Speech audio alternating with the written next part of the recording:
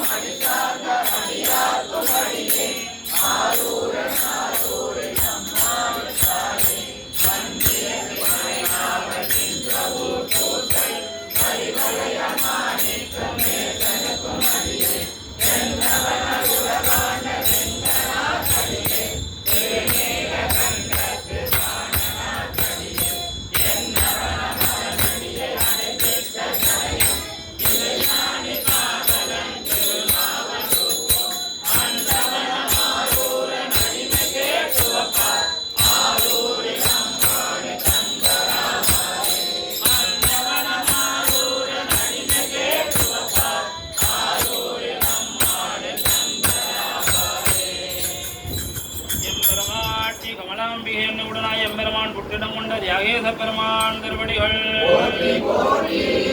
பெருமைக்கு அளவில்